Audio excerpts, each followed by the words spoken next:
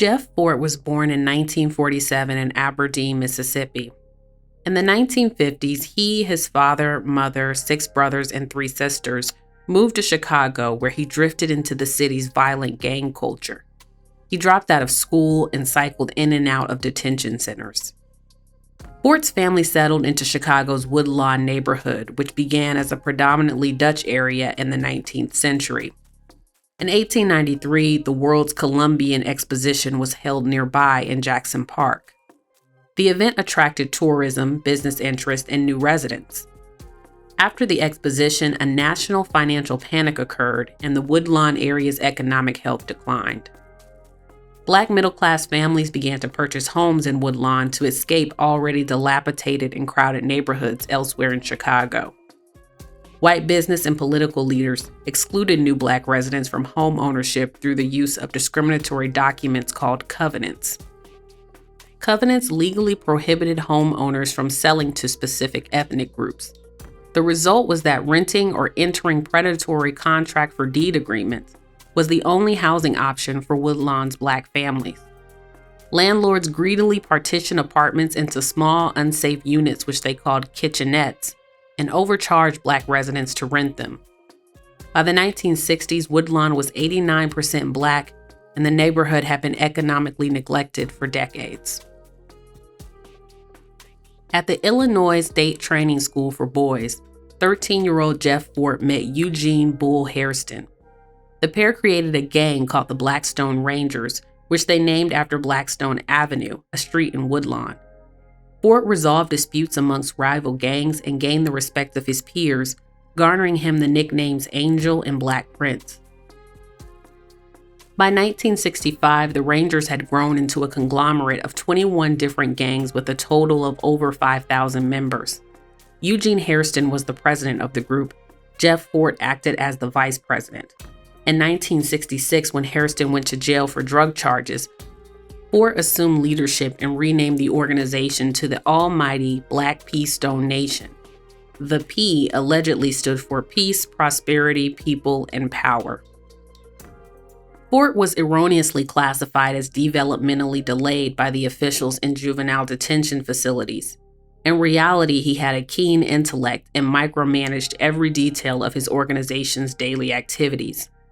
Investigators learned about discussions between Fort and his subordinates about missing payments as small as $200, despite the millions of dollars being generated by the gang daily. Each gang within the Blackstone Nation had its own leader called a general and its own organizational structure. The leaders of the 21 gangs were called the Main 21, and all of them reported to Jeff Fort. This arrangement allowed them to more peaceably conduct their criminal activities within their own territories. In 1960, the Woodlawn Organization, or TWO, was formed. The Community Association was a collaboration between civic, religious, and business entities to confront community problems. One of the programs that they designed was meant to leverage the existing structure of the Rangers and other gangs in order to recruit unemployed youth for job training programs. In 1967, the TWO received over $900,000 in grants from the Office of Economic Opportunity, or OEO, to fund the effort. Bishop Arthur Brazier of the Apostolic Church of God in Chicago co-founded the TWO and acted as its president. The grant monies were to be sent directly to the organization and not to be routed through government agencies. The TWO opened 4 training centers, 2 in Ranger territory and 2 centers within the territory of a gang named the Devil's Disciples, a long-running rival to the Rangers. One of the Ranger centers operated out of First Presbyterian Church, led by Reverend John Fry. In each center, the Chicago's Gang Intelligence Unit monitored daily activities. They held meetings twice a month with TWO and gang leadership in an attempt to proactively de-escalate inter-gang violence.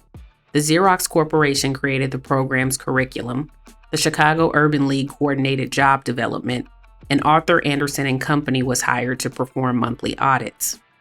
Participants in the program were paid $45 a week for attending training 5 hours a day for 5 days a week. They would also receive money for travel expenses.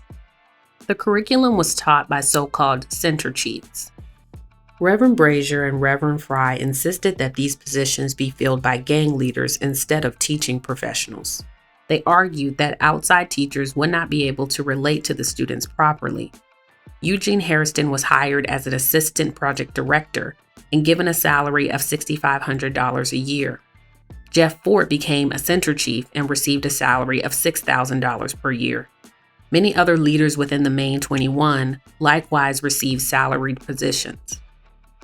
Several events led to a positive perception of the Rangers. The first was the debut of a musical revue entitled Opportunity Please Not, which starred members of the Rangers. The show was a success and ran for 6 weeks in the Chicago area. The Rangers had also been perceived as a major force behind de-escalating violence within the city. Every year on August 12th, the Rangers and the Disciples normally clashed.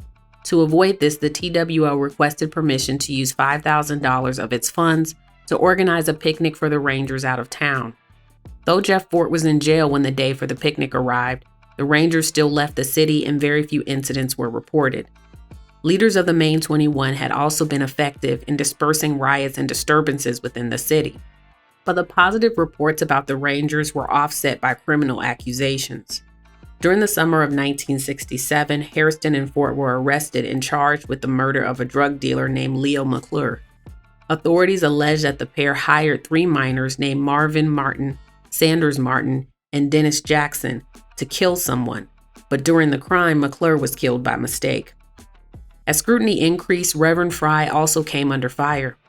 Reports surfaced that First Presbyterian Church was being used as the Rangers' gang headquarters, where they stored weapons, held meetings, had sex, and used drugs. In October of 1967, Fort was arrested for the murder of a disciple. Soon after, 3 Main 21 leaders were arrested for rape. Depending upon which stories were read, public opinion of the Rangers was mixed. Some saw them as a necessary evil in an impoverished, dangerous neighborhood. Others saw them as a criminal organization using public acts of goodwill to keep authorities off of their trail. In either case, the organization had attracted national attention. Senator McClellan's permanent subcommittee on investigations of the Committee on Government Operations began to investigate the use of federal funds by the TWO in June of 1968. Fort's reputation peaked when President Richard Nixon invited him to attend the 1969 inaugural ball in recognition of his community uplift efforts. Fort sent 2 high-ranking leaders of his organization to attend the event on his behalf. This high didn't last long. The senatorial subcommittee heard testimony that the TWO was being used as a front for the Rangers' gang operations. Representatives of the Gang Intelligence Unit testified that little if any training was happening at the centers. Instead, they reported that the centers were used to coordinate the gang's crimes. 2 other witnesses, George Rose, a former member of the Rangers, and Annabelle Martin, the mother of Marvin Martin and Sanders Martin, the teens who were accused of killing Leo McClure, testified. Rose revealed that the Rangers required trainees to pay $5 to $25 per week from their program wages. He said that many of the salaried center chiefs had only a middle school education and were illiterate. He reported that the Rangers had told Reverend Brazier, Reverend Fry, and other leaders of the First Presbyterian Church that they would not allow any unemployed youth who were not affiliated with the Rangers to join the program. Reverend Brazier quietly agreed to this stipulation, but didn't report the membership restriction to the OEO. Simultaneously, the Rangers recruited students to drop out of school, join the gang, and enroll in the program in order to generate more profits.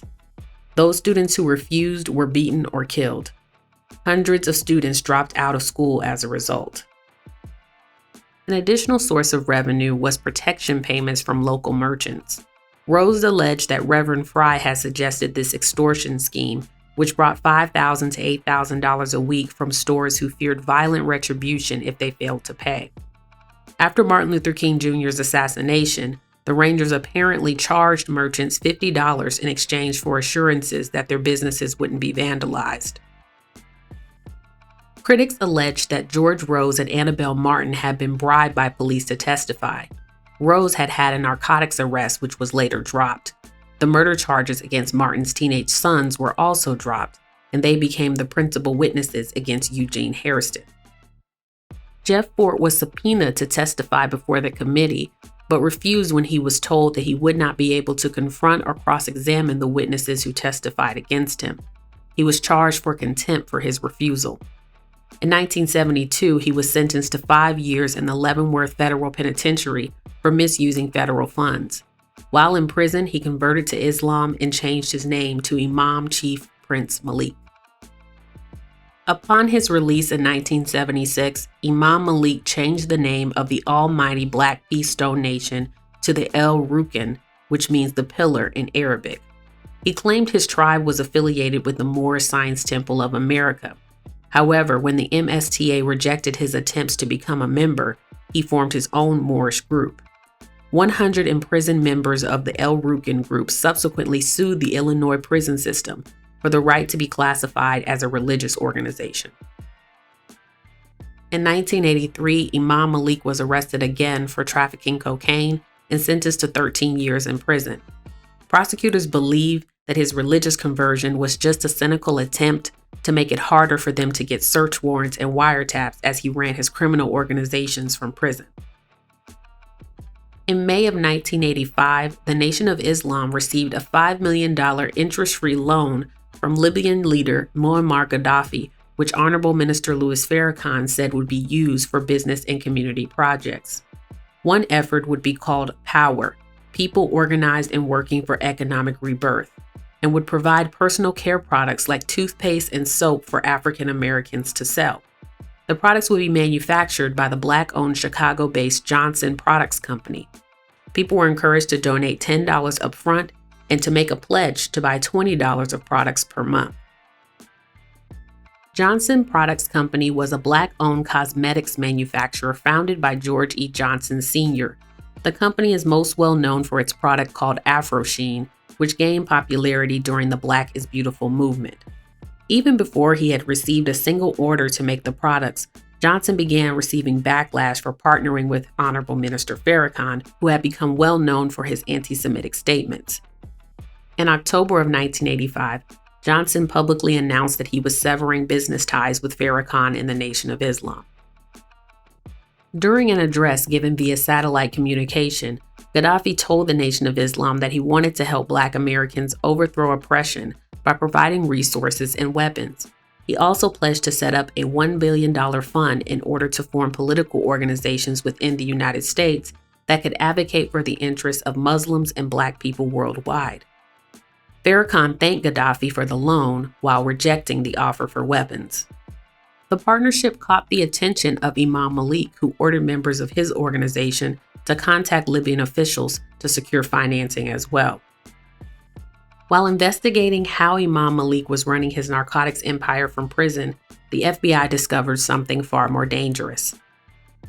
Over the wiretaps, investigators heard El Rukn members agreed to commit acts of terrorism in the U.S. in exchange for $2.5 million from Libya. The conspirators spoke in a code that was only broken when they secured the cooperation of a former member named Tremel Davis in exchange for a plea agreement. Prosecutors alleged that Muammar Gaddafi and Imam Malik would call the headquarters. Then El Rukn members would use a speaker system to amplify the men's voices so that they could communicate with each other. Undercover agents posed as weapon sellers and sold an M72 light anti-tank rocket, hand grenades, and other equipment to El Rukn members. The rocket was rendered inoperative before the sale and implanted with a radio transmitter so that investigators could locate the gang's stash of weapons. After buying the weapons, gang members traveled abroad to coordinate with Libyan officials. Some claim that the group didn't plan to follow through with the attacks, but simply wanted to pocket the money. However, prosecutors claim that El Rukn members were heard on recordings talking about testing the rocket on Chicago police officers and possibly blowing up an airplane.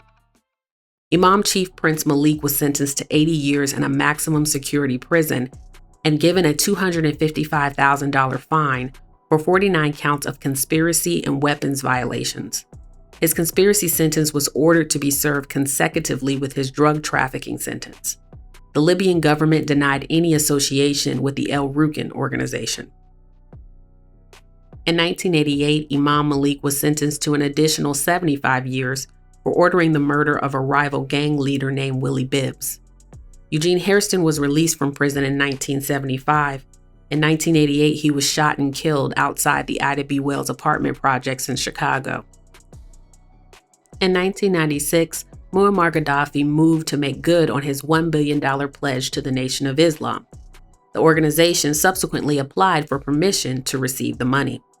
Laws preventing financial transfers between Libya and the United States have been in place since the 1980s based on several allegations of terrorist activities, including the plot involving the El Rukn tribe.